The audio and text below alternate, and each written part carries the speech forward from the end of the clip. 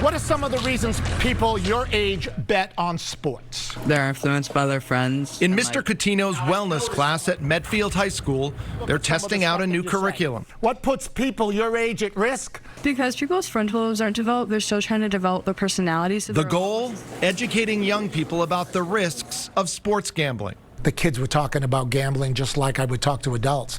March Madness would come around. Celtics, the Patriots. Who you taking on the Patriots, Mr. Coutinho? I'm going to take them straight up, or I'm going to take them with the points. Sports betting became legal in Massachusetts in 2023 if you're 21 and older.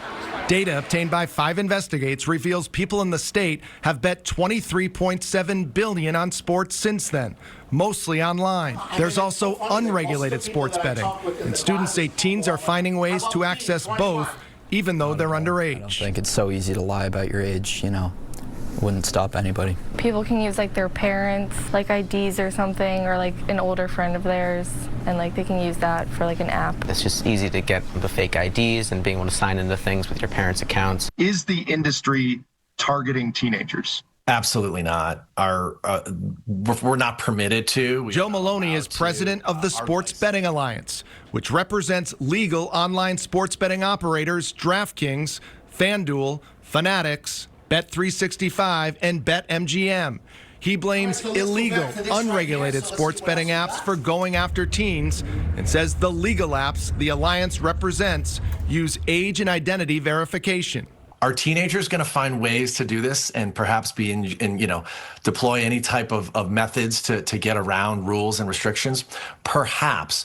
But overwhelmingly, when a teenager is using a legal and unregulated online app, it's because someone is permitting access. The curriculum is designed to address the risk. Attorney General Andrea Campbell formed the Youth Sports Betting Safety Coalition in 2024, a public-private partnership that's rolling out the curriculum. If we get to young people, particularly middle school, high school, we can help them, if they choose to get involved with gambling, understand the risk, make sure they're safe, and that's done responsibly. Fast, easy way to make money, but no one ever tells about the people that lose the money, right? Medfield is one of 15 high schools across the state teaching the sports betting curriculum this spring, along with 7 middle schools, reaching more than 2,000 students. Research shows that people your age who gamble in video games are more likely to develop gambling problems later on. What do you hope the kids get out of this? I hope they realize the problems and the depression, the anxiety that you could fall into.